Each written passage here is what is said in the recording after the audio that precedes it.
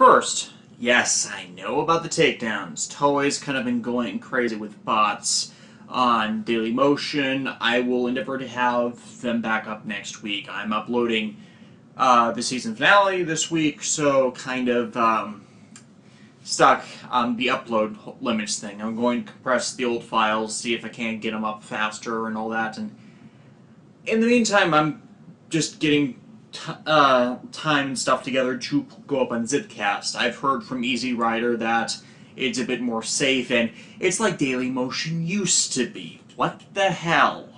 I'm pretty sure it's just bots. It's not actually Toei directly, because it's too many too fast for Toei to be doing them directly. At least I'm pretty sure. And before, when it's been directly from companies, I get sent a message from Dailymotion itself instead of bots. At least they used to do that. Anyways, we're talking about Ghost and Gaim Gaiden Duke / Baron, or Baron / Duke. Not Baron, Duke and Knuckle. Yes. Why didn't I think Baron? Right, because his thing was, anyways, Ghost. This is obviously concluding the first arc of the show, or at least leading into its end, with, Takeru resolving to help Kanon over himself, which is to the objection of Akari, and to, oddly, the objection of Makoto. And, you know, it's like, Makoto is pretty fucking bipolar this time around, and like, you know, he's getting what he wants. He's getting Takeru's icons, and it's like, no, I'm going to fight you because I gotta do this on my own. And it's like, and he's like, you can't be decisive on yourself and all, but this is making a decision. This is helping him. Why is he lashing out and condemning Takeru for doing... well, for not doing what he's actually doing? He's making a choice. He's giving up his life for someone in need. That's an element of a Kamen Rider that's, I keep stressing in my videos as of late because it seems to be forgotten. Self-sacrifice, responsibilities, duty. It's in part, such a decision is in part informed by Makoto's own decision. So, what's with the guy at this point? Is he just lashing out at anybody that's around him because of the injustice of what happened to Kanon? The problem here is we've failed to have Makoto established as a character. If he was established as a character, we would understand this not only hypocritical stance, but self-defeatist stance. It could be that he's causing all these fights with Takeru because he needs to go through with it, but he doesn't want to go through with it. So it would explain why Kanon keeps telling him to stop and, you know, work this out, and he's refusing to, because he would have tricked himself into that. But we don't know that because the show's pacing has completely obliterated any chance of getting, you know, characterization out of the guy with how it's been sidelined to he only shows up to pick a fight, and, you know, we had issues with Drive last year. I keep saying this. Drive's first 14 to 20 episodes were kind of bad. But the thing with Chase was they established his shtick and kept teasing things, but kept the teasing too long. Whereas this has not really established Makoto, but has, you know, doesn't really... It's done something new with... I shouldn't say something new. It's added a bit more of his backstory each time, but without the establishment, he comes off as more of an asshole than he really should. It was like my initial problem with Go. They didn't really show him as anything but a jackass, initially. With the whole, why can't he put on the brakes thing. I'm not sure if I'm describing that. Because I did come to like Go near the end of Drive. And, you know, when looking back on the show, it's a little easier to appreciate the guy when you know where he's coming from with the whole Bono thing, and the sins of the father being reflected on the sins of the son thing, and all that jazz. So we can understand him wanting to help Kanan, but the second he keeps being a jerk to Takeru when he says he wants to help, that's when we start to lose patience with the guy. And if they follow up in the next few episodes of him, like, actually giving him background establishment, how he knows all these guys from the Ganma world, what's up with Saionji and his plans, we need this information that the show is not really giving us. They're like, they have them here. They're doing stuff with them. But Takeru, Akari, and Onari are the only really established characters. So yeah, Takeru wants to do this. Akari says no. In fact, she takes an attack meant for... Actually, she tries to protect Takeru from a finisher, but Takeru in and of himself swaps places with Akari, so no, he's still taking the attack, and this apparently gets Makoto to hesitate in trying to finish Takeru off. Admittedly, since Takeru's dead, it won't really kill him, which makes Akari's actions more of a symbolic gesture in that, you know, she's protecting the ghost from the ghost hunter. But it gets him to withdraw in anger, especially after Kanon... Actually, that was also the thing. Kanon manifested her spirit form in front of them, which actually got Makoto to stop, because she doesn't like what he's doing. He's like...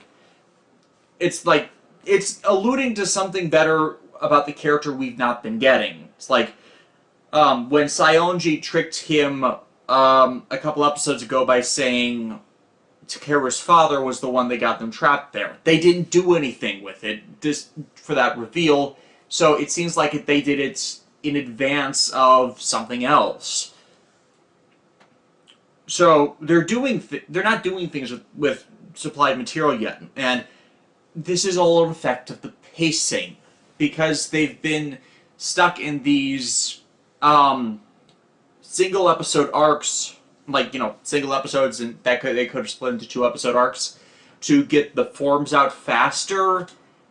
They're shooting themselves in the foot with all of this character and setting and lore establishment. Gaim didn't have this issue because, you know, it was serialized. Each episode built on the other in elements of character or situation that this hasn't really been doing thanks to the time skips. We are 77 days past Takeru's original first death in the first episode, and this is episode 10. We've skipped literally... Okay, admittedly, that's about... Yeah, that still works out to, like, one situation a week for as long as the show's been going on. If it's been 77 days and episode 11 is finishing off day 77's events. So yeah, that still works out evenly, but, you know, it's like, it's compression for decompression, I guess, if you understand my meaning. But yeah, after that, Saionji's plans come into effect with the Ganma he created from the last episode, and using him to get Makoto's icons from him, so he's down to just the Spectre. While that's happening, Auron, which is now revealed to be a prince of the Ganma world, is met with, "And I'm Zavel!" Yes, I'm going to keep doing that with him because it pops into my head every time I see the guy, who at least alludes to a bit more backstory. Auron is apparently the younger brother of a pair that are the crown princes of the Gamma realm. We're speculating that Auron's brother may be Kamen Rider Necron, the third of the series writers that we've started to see previews for. We don't know who it actually is yet, But considering that he doesn't seem to like his brother when it was alluded to, that might be it, or it might... We don't know yet. This is just speculation. But, they're alluding to them needing the icons, and we know Saionji is also in on this somehow, but Aron apparently sees Makoto as some type of traitor for going after the icons on his own. And, we've seen them as kind of allies previously, so I'm wondering if when Makoto and Kanan were sent to the Gamma realm, they were taken in by non-hostile native Ganma. Spirits that had actually managed to evolve into a non-hostile advanced form, and then these advanced Ganma may be plotting to emerge onto this realm for whatever reason. I mean, that's not unprecedented in Kamen Rider's history. That was more or less the plot of Black RX, invaders from another dimension trying to take over the world, of course. So, if that's where they're going with this, I really wish we'd see some signs of it sooner rather than later, because that would make so much sense. And in fact, make Javel kind of, I'm getting a Berryzog vibe off the guy, honestly. I liked Black RX. It's stupid, but it worked for me. Or was I? Anyways, Saionji attacks one of the two priests at the temple that's not Onari and possesses him with a Ganma eye so as to use him as an infiltrator, and sure enough, they manage to secure Takeru's icons, but lose them in a resultant battle as, well, Takeru was admittedly tricked in a good way. It was a good deception. They didn't manage to succeed in getting them all away, as Takeru managed to recover Benkei, and we finally got the good battle with Benkei to show off his capabilities, and that he is indeed the strong man, whereas Musashi's more the versatile sword fighter. And it's like, at this point, he has icons that do a similar thing to another icon, but they're used in different ways. I cited the example of Robin and Billy, whereas Billy's more short range and higher firing rates, Robin's more ranged and precise piercing. So, despite both of them being ranged attacks, Musashi and Benkei resultantly have the same dynamic. They're both close-range fighters with weapons, but Musashi's more striking twice, striking swiftly, whereas Benkei's slower, more powerful, more damaging. Yes. I want to say Beethoven and Edison kind of have a similar dynamic with them manipulating some elements. Well, in Edison's case, it's literally manipulating an element, whereas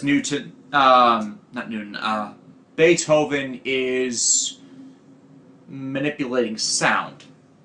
No, wait, I should say Newton and Beethoven are better at that, because it's gravity versus sound waves. It's still a kind of pulsation. I don't think we're going to be seeing Beethoven again anytime soon, by the way. So yeah, they managed to recover the icons and Spectre's icons at the same time, but when Makoto comes to recover them, they get ambushed by Javel in his Kaijin form, which I like it. It's kind of like got that glow in the dark not Ghostbusters.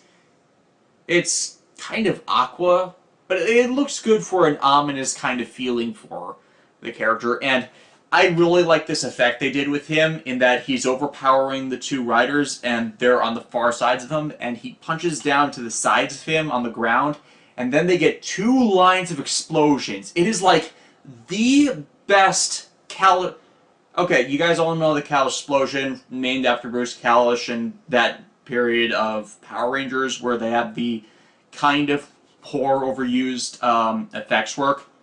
Well, this is like the best stylized version of those, because it starts off as a streaming gasoline fire erupting away from Javel, and it's in slow motion, admittedly, but they get the explosion close enough behind the two riders that the stream is like it's this building force behind them, and then they conclude it with a more common like C4 explosion. It doesn't come off as a gasoline fire explosion that just culminates this, and this is just brilliant. And it's like, I really credit the director for this, because it was like this ominous build-up to this injury that results in them losing all the icons to, ironically, Saionji, who has officially betrayed whatever the Gamma World stuff is and is making for the Monolith. And he also raises a barrier around the shrine that apparently rejects them, which I have to guess is some kind of anti-spirit thing, simply because it renders the assembled ghostly entities unable to enter it. I don't think it's a full-on shield. That would be kind of silly, but I'm interested in next episode simply because of how they're building up this, and yeah, how they're building up. I still say they need better establishment for much of this to work to its fullest potential, but yeah, that for once, the effects work was what kept me really engaged by this, and usually I'm not that kind of person. Duke and Knuckle.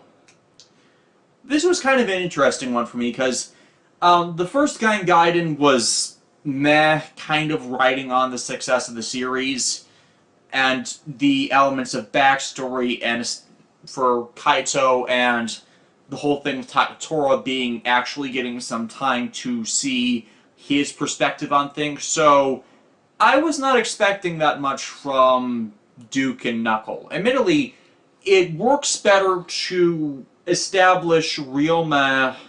Actually, the previous one did too. All of these have done well to establish Ryoma as the true villain of Gaim. And it's a series that didn't really have a true villain, since Michi was just misguided. Kaito was an asshole driven by tragedy. He wanted to see unavoided and doing something stupid about it.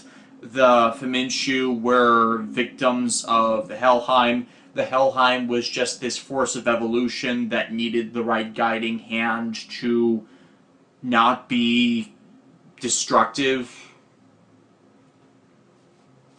So yeah, Ryoma is kind of built up as the true villain of it. But this time skips us back to, I want to say, early in the Beat Rider saga, if not a bit before, where a cult has emerged in Zawame, and they're using prototype lock seeds as bombs.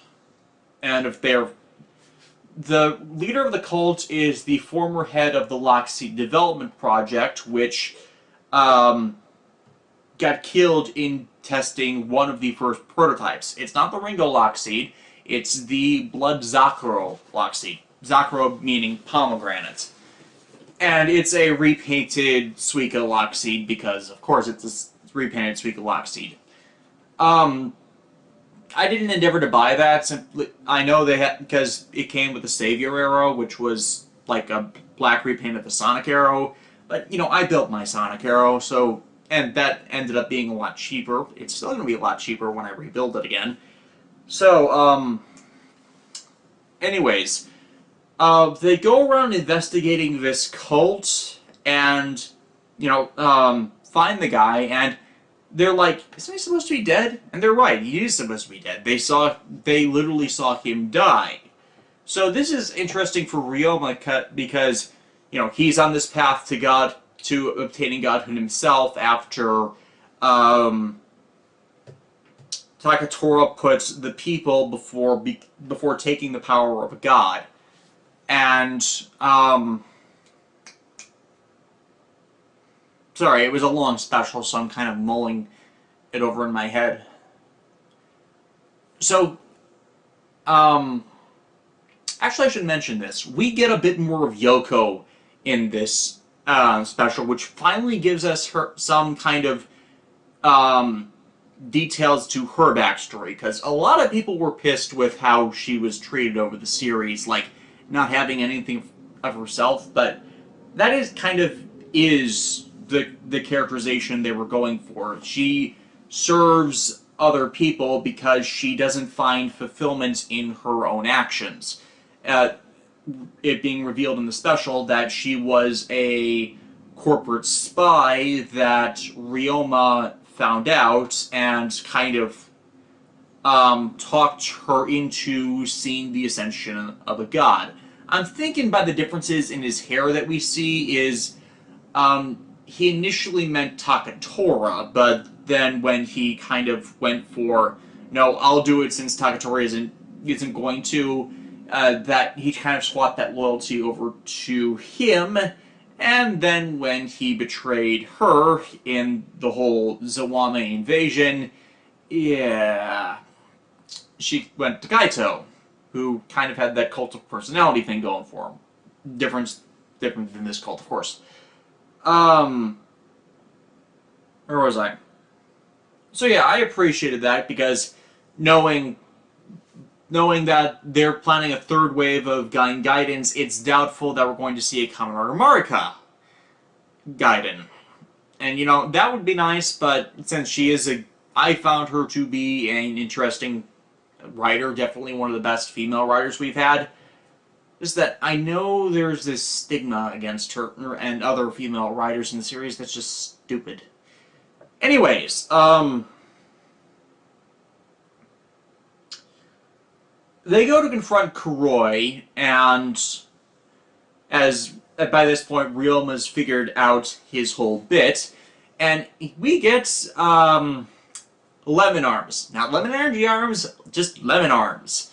The official prototype Lockseed that Ryoma built and used alongside the true prototype driver. Takatora's being the first of the finished production model drivers, which that was an interesting bit. And they fight Kamen Rider Savior, which is Kuroi's armored rider form, which uses a belt without a rider indicator, but instead an integrated Genesis core, which is the only thing sustaining his life from... I'm guessing this was a different prototype driver that was meant to interface multiple Lockseeds for more power instead of drawing the full potential out of a single one or something. I'm not uncertain. I was kind of confused on how...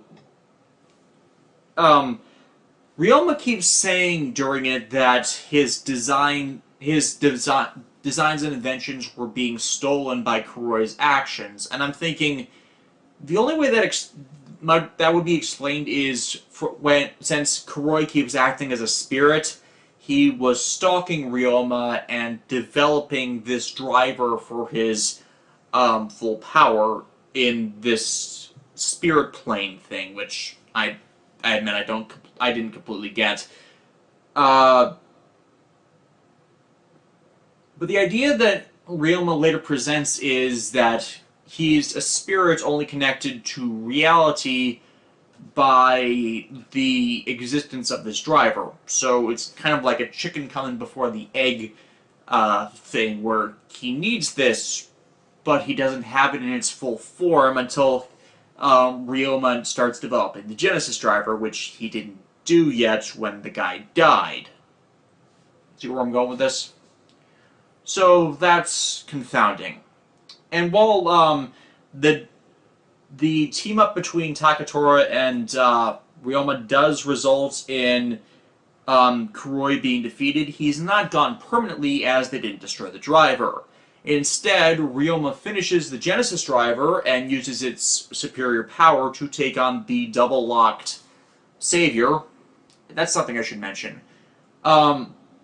We've been wondering for a while what a transformation combining two standard lock seeds with one in the Genesis core would look like, and apparently it's just an amalgamation of the two armor parts and their weapons.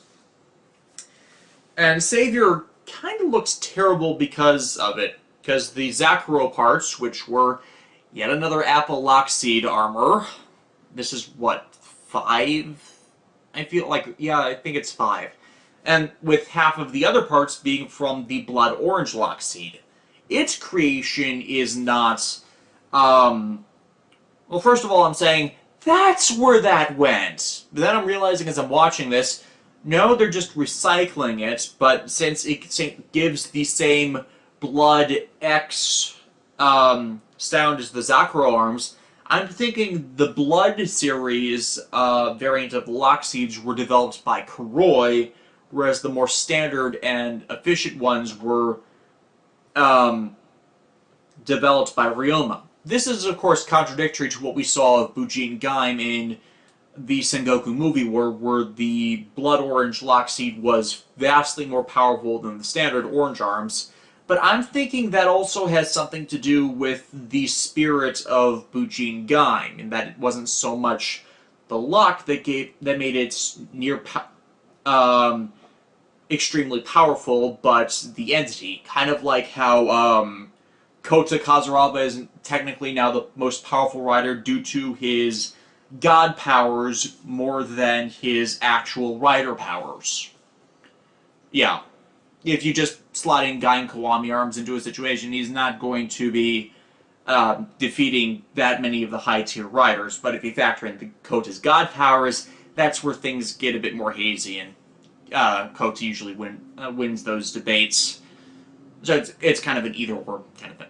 Anyways, because despite the combination, it doesn't beat an energy rider, and most would think when, since the Blood Orange was so powerful previously, that would actually do it, but apparently it doesn't. It's both annoying and, it makes sense, in a way. So yeah, Ryoma finally takes out Kuroi and pretty much says that, yeah, I'm going to dominate the world. And of course, we know he doesn't. Which brings us to Knuckle, which I am thankful we got, because it is a far, I shouldn't say it's a far superior post-series epilogue to Movie War Full Throttle, but I feel it touches on everybody else better than Movie War Full Throttle. Well, it showed all of the remaining living cast. Didn't really give much attention to anyone but Michizane, Takatora, Kota, and Mai. This at least gives us the supporting second-string armored riders a chance to show what they've done in the series Aftermath, as not only does it skip a year ahead, meaning it's a bit after the events of Movie War Full Throttle to start with, it then skips forward another year to 2015 and syncing with what's going currently on with Ghost. And in other words, it's a post-drive ending for the series. So, but in that first time skip, Zack, after going through a long period of recovery for his injuries, because he broke his leg, decides to take a chance and go to New York to see if he can become a dancer there after hearing, I'm forgetting the guy's name, Janochi. After hearing Janochi won a baking competition with his sweets, showing that he's really found his calling and home under Oren. I'm sorry, it's been a long time since I watched Gaim, so they're not all in my head. it gives us a bit with Oren as well, since, well, we already know he's a past year and went back to his shop. He always has his shop for that kind of thing, but it's the characters that didn't get much of the limelight that interest me in this. And so with, it's seeing more the impact of how the main cast, the impact the main cast had on those around them by seeing the disciples of Kaito in what they do in kind to keep his legacy alive. So, and Zack goes to New York to try and become a dancer, but he starts blaming his inability to be noticed on the continuing twinges in his leg, and it's like it's working against the greater Baron philosophy of fight your weakness, fight to become strong. You will only become strong if you fight and hold a resolve for yourself. And it was more the execution of that with Kaito that doomed him more than anything. But this way, Zack isn't really fighting it, it's letting that weakness beat him, because he's not accepting that.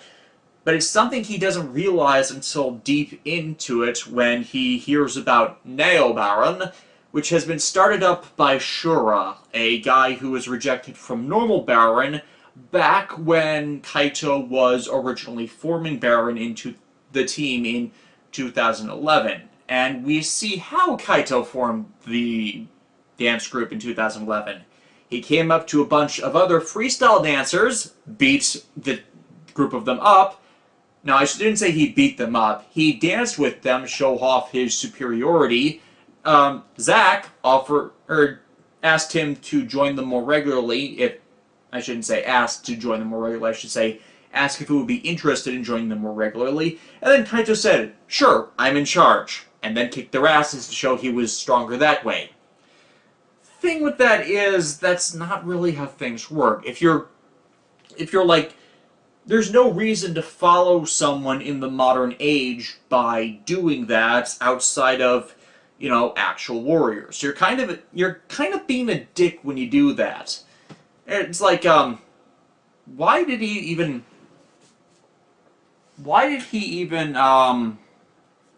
say they were worthy of... I apologize, my camera's battery is dying, and we'll be right back. As I was saying, why would they even agree to be around this jackass in the first place if he's just going to, be the top dog in a group that doesn't really need a top dog? And we also see Kaito doing this to everyone else. It's his way through strength of dominance when, this is kind of a thing that doesn't really need a thing of dominance. So it would make more sense if he found all these people dancing individually and through cult of personality got them together. And by cult of personality, I don't mean volatile cult. I mean, make him someone that naturally attracts people to him through his deeds and actions. Because we never got that once in the series with Kaito, legitimately. But yeah, we already knew that he's the one that started the Invest Games. We didn't know that he's actually the one that started the rivalry between the dance groups, who before then were more willing to interact with each other in a friendly manner. And, it wasn't really a team competition, they were acting together. And I shouldn't say acting together, they were a group attraction. They all benefited from improving amongst each other. And that's not something that really didn't happen until they put the Invest game to rest. So it's like, the whole putting the Invest game to rest wasn't just, putting that badness behind them. It was freeing themselves from the influence of not just Kaito, but Yggdrasil. Well, more Yggdrasil than Kaito, but since Kaito started that up, it's kind of a weird context that they're in the series.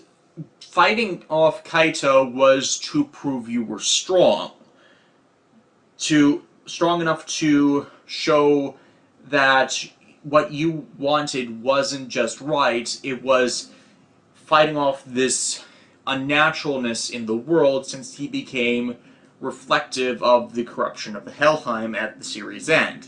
So this new context to what started the rivalry is that Kaito becomes an unintentional antagonist in all this, in that in his drive to make everyone stronger and himself stronger so he wouldn't be abused and downgrodden, actually ended up inciting a lot of, I don't want to say atrocities because it's not that extreme, but his actions regularly resulted in things that indirectly harmed people. And yet, he is this inspirational force for so many people.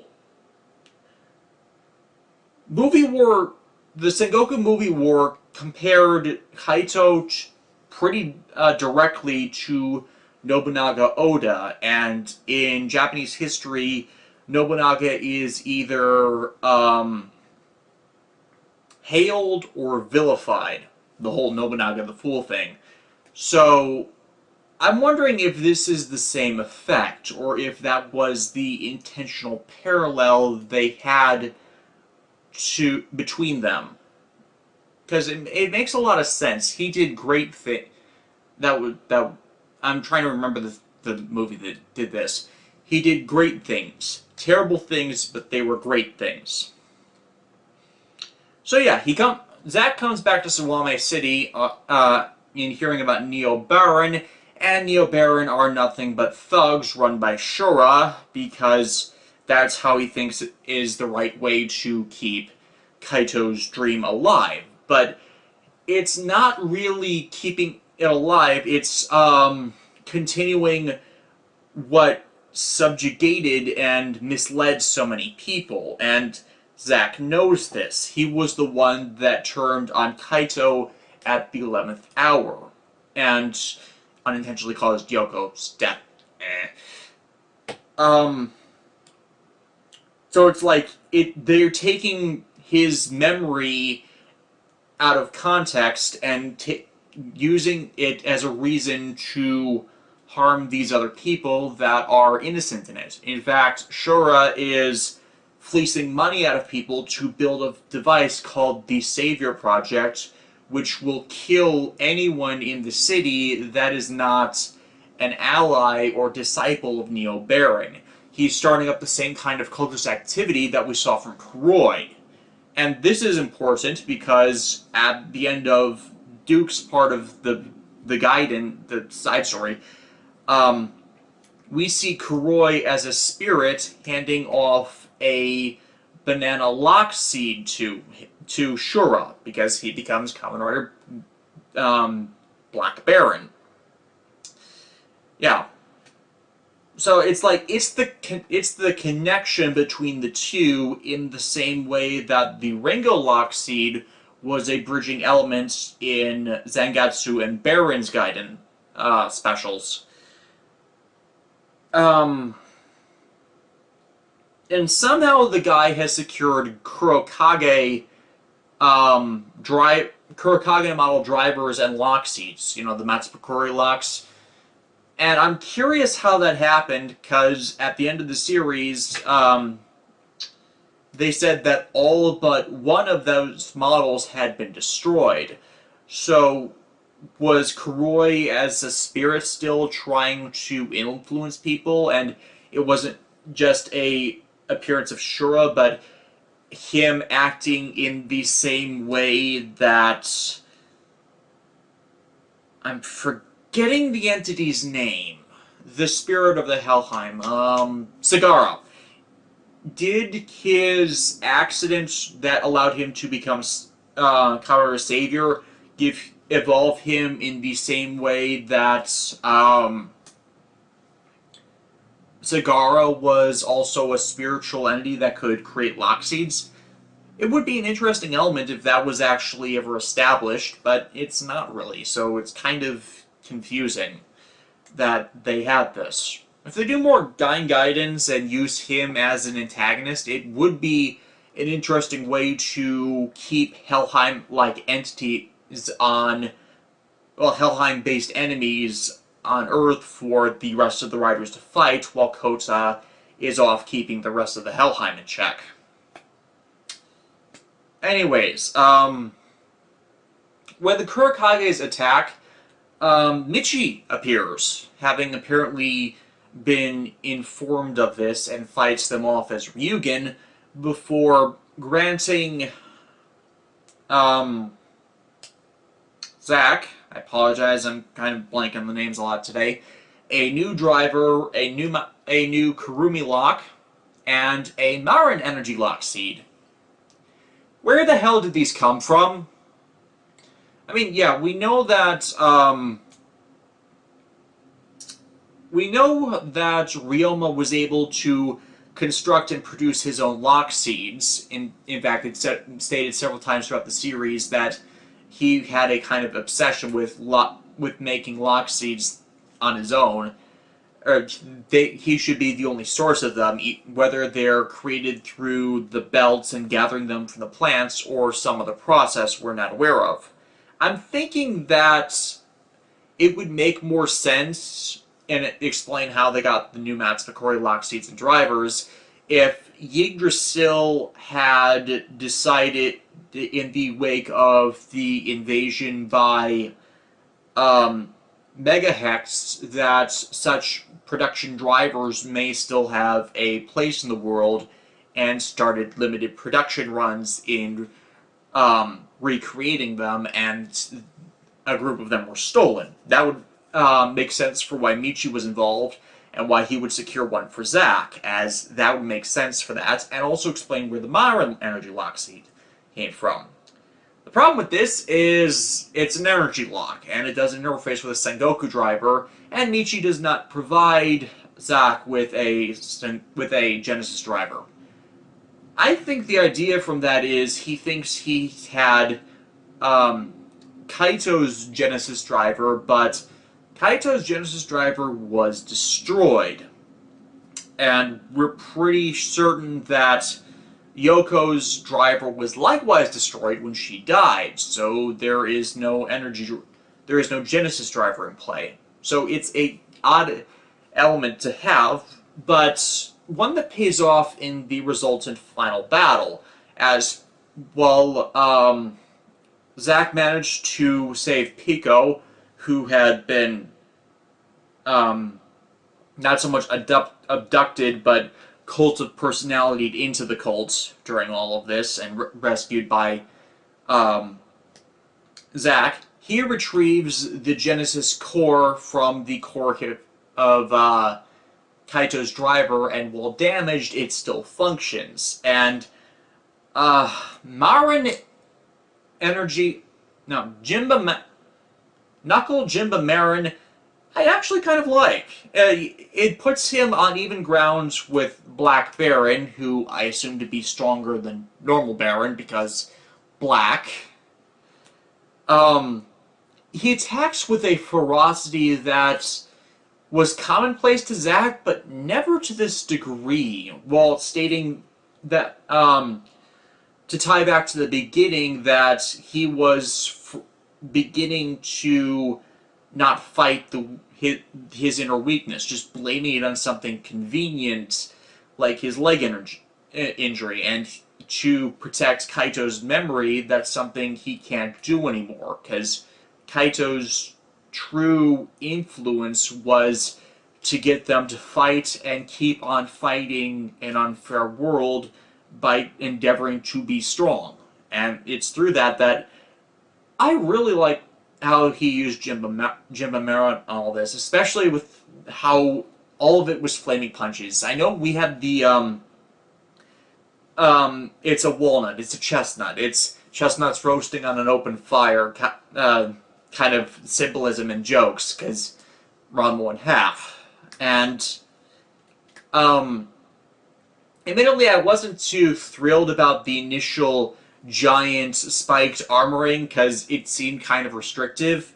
But then they revealed that there's a smaller Under Armour that's it's a repainted and restylized version of the gory Bagoon gauntlets from Oz's Gorilla Metal armaments, which I think works much better overall. And hey, it allows Knuckle to actually be able to use his hands on top of having giant fist weapons.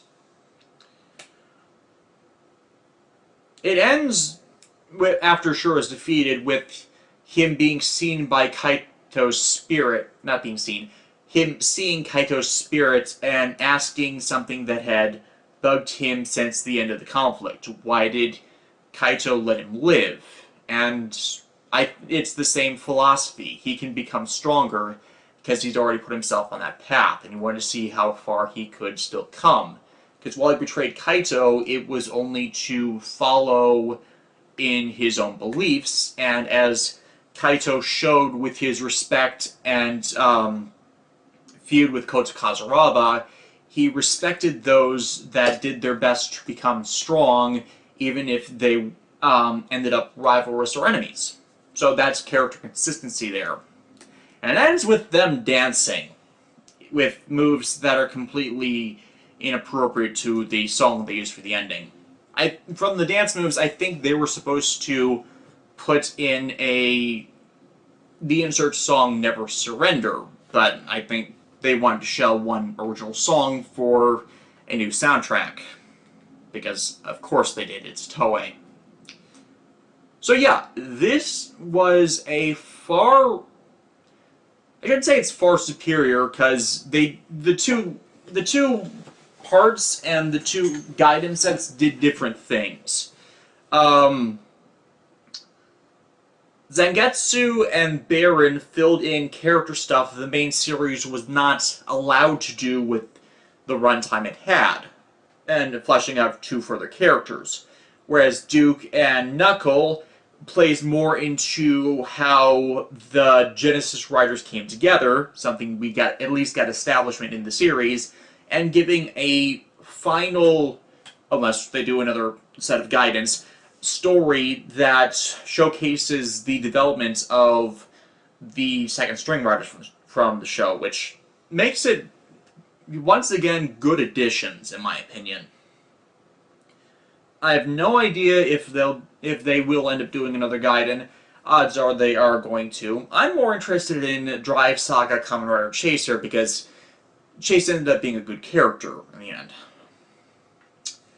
So, that's all I got. I will be back for Ghost episode 11 next week, and with any luck, they will be finally giving us some character stuff to flesh out.